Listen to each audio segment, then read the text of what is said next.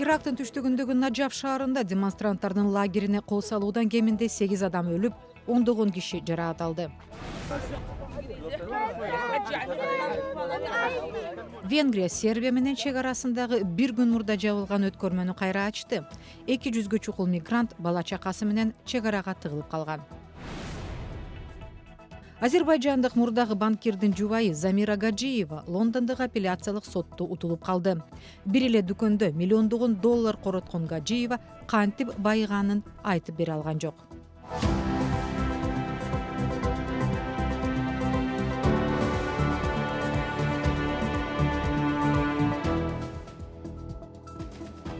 Бүгүн Азаттыкта ушул жана башка окуялар жөнүндө айтып беребиз. Прагадагы студияда Айнура Жекше кызы, саламатсыздарбы? Ирактын түштүгүндөгү Наджаф шаарында демонстранттардын лагерине кол салуудан кеминде 8 адам өлүп, 10 жаракат алды. Экономикалык реформаны коррупцияга каршы чечкиндүү күрөштү талап кылып чыккандарга көргөзүлгөн зомбулукту Бириккен Улуттар Уюму АКШ жана Ирактын жаңы премьер-министри кескин сынга алышты. Али Токтокунов баяндайт. Айрымдар биздин чатырга куралчан кирип келип ата башташты. Биз тынч, куралсыз отурганбыз. Хасан дароо жан берди.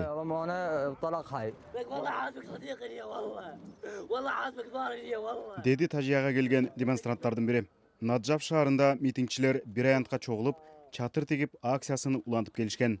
5 февралда аларга Муктада Аль-Садырдын тарапташтары кол салган. Баш кийимдеринен улам көк шапкечендер деп аталгандар кууп таратууну көздөп, күйүүчү май куюлган бөтөлкөлөрдү ыргытышкан. Кагылышуу учурунда окто атылган. 8-и өлтүрүлгөндөн тышкары жаракат алган демонстранттар 20 деп, бирлери 60-тан кем эмес деп башка маалымат каражаттары кабарлоодо. Дайындалганына бир жума боло элек премьер-министр Мухаммед Тауфик Аллави бул кол салууну кескин айыптады. Мындай жагдай таптакыр кабыл алынгыз. Нааразылык билдирип чатыр тигип отургандар биздин эле карапайым балдар. Алар толук сый-урматка жана баага татыктуу. Биздин милдет куугунтуктап басмырлоо эмес, аларга кызмат кылып, талаптарын угуу. Ошондой эле Аллави мындай зомбулук улана берсе, жаңы өкмөттү курай албасын ишара кылды. Наджафтагы окуя Ирактагы акыркы айлардагы болуп жаткан кандуу кагылышуулардын бири гана. Өкмөткө каршы тынч демонстрациялар өткөн жылдын октябрынан бери уланып келет. Эл Ирактын ички ишине чет өлкөлөрдүн кийлигишүүсүн четке кагууну, ошондой эле коррупция менен жумушсуздуктун күчөшүнө жол берген бийликтин отставкасын талап кылып келет. Түрдүү шаарларда көчөгө чыккандарга күч түзүмдөрү репрессиялык мамиле жасап, ушул убакка чейин кеминде 600 адам өлгөнү расмий айтылган. Миңдеген адам жаракат алышкан.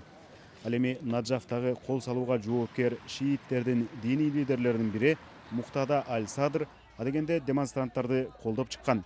Ал өлкөгө тышкы күчтөр кийлигишпеши керек деп баса айткандардын бири. Бирок кийин позициясын өзгөртүп, тынч демонстранттардан бөлүнүп, Ирандын бийлиги колдогон партияларга ыктап кетти. Аль-Садр акыркы күндөрү жаңы премьер Аллавини күч түзүмдөрүн колдоого чакырып жатат. Дүйнөлүк коомчулук Ирактагы окуяларга тынчсыздануу менен карап турат. 5 февралдагы кандуу окуядан кийин Бириккен Улуттар Уюмунун Ирактагы чабарманы Жанин Хеннис Пласхарт тынч демонстранттар өтө кеч болуп калганда эмес, дайыма корголушу керектигин Твиттер аркылуу билдирди. Кошмо Штаттардын мамлекеттик катчысы Майк Помпео зомбулукка от жаккан саясий ишмерлер менен тынч жыйынга чогулгандарды коргой албаган өкмөттөгүлөр жоопко тартылышы керек деп эсептейт. Көчө жүрүштөрүнүн натыйжасында Иракта 1 декабрда өкмөт отставкага кетирилген. Жаңысы 2 айдан кийин гана бекитилди. Кезексиз парламенттик шайлоого чейин өкмөттү башкарууну мойнуна алган Мухаммед Тауфик Аллави демонстранттардын өлүмүнө себепкерлерди жоопко тартып, коррупция менен күрөшүүгө убада берүүдө. Венгрия Сербия менен чек арасындагы бир күн мурда жабылган өткөрмөнү кайра ачты. Бул маалыматты Венгрия полициясы 7 февралда растады. Өткөрмө пункту 6 февралда Сербия аркылуу келген качкындарды өлкөгө киргизбей жолун тосуш үчүн жабылган. Ал күнү 200 чукул мигрант бала чакасы менен чек арага топтолуп калган. Алардын абалы жөнүндө Элиза Кененбаева айтып берет.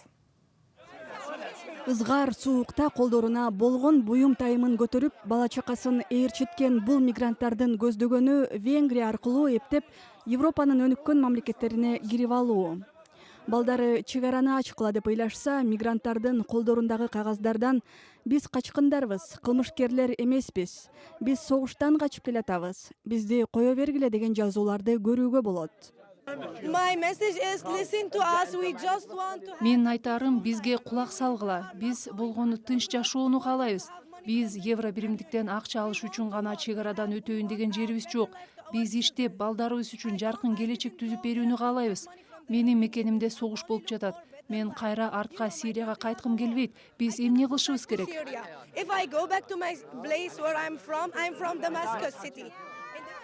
6 февралда Венгрия полициясы чек аранын жанында мигранттардын жоон тобу топтолгондуктан Сербия менен чек арасын убактылуу жапкандыгын билдирди. Ал эми Сербия тараптагы чек ара кызматкери мигранттар эки өлкөнүн ортосундагы тилкеде чек аранын ачылышын тынч күтүп жатышканын айтты. Биздин башка тандообуз жок, үмүтүбүз өчтүн. Артка кайта албайбыз, башка жакка да бара албайбыз. Ошондуктан биз бул жердебиз. Азыр кыш, аба ырайы начар. Биздин балдарыбыз бар, кар-картыңдарыбыз бар, аялдарыбыз кош бойлуу. Биздин эч нерсебиз жок. Болгону Венгриянын чек арасында жакын жердеги токойдогу бактар гана бизге караан болууда. Венгриянын бийлиги мигранттардын андан ары өтүшүн алдын алуу максатында чек арага кабаттап зым тартып койгон. Мигранттардын көбү учурда согуш жүрүп жаткан жакынкы чыгыш жана Түндүк Африкадагы Сирия, Йемен, Ооганстан сыяктуу мамлекеттерден.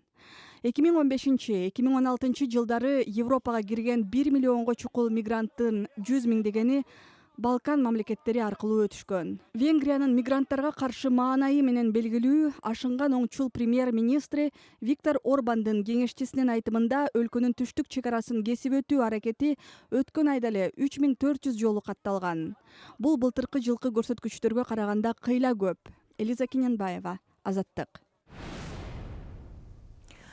Ушул жана башка баяндамалар биздин Азаттык Чекит.org деген сайтыбызда да бар. Эми күндүн негизги башка окуяларына кыскача токтолобуз.